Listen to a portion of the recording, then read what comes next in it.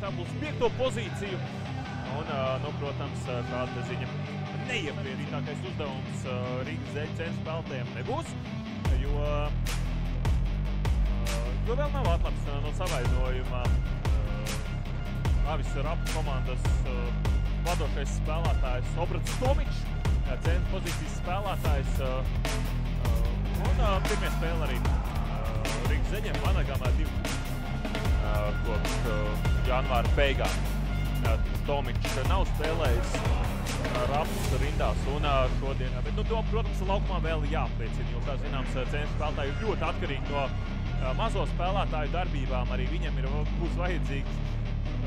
Un Vanaks tiešām ļoti labi iesāca šo spēli, turiešu Marošu Zelīzņāku, Rostislavu Novicki, tāpat Guntu Sīpoliņu. Tā kā centra pozīcijā būs potenciāli instrumenti, ja šīs komandas tiksies viens pret otru. Vanaks turpina būt neapturams caurgājienos uz grozu un iespēja viņam veikt 3 punktu gājienu. Dorminīts uzsits. Un principā šīs spēles Raptus komandas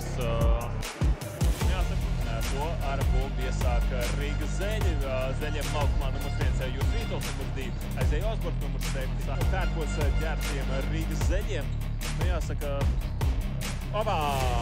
Ričards Vanaks tiek pie atlākšās bumbas uzbrukumā, un precinovs ir absolūti neapmierinās par to, kas ir noticis, bet Volodimir Ševčenko pakalpojumi izrādījās vajadzīgi.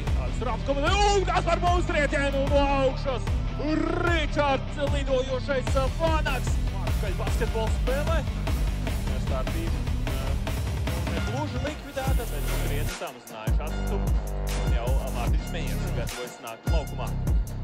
Nu, Vanaks šodien dara gan visu, ko viņš vēlas. Līdzēt komandai visas sezonas gaitā. Kas tās kurš Jordans? Nu, jāsadal šī bumba pret Vanagu noteikti pārkāpa.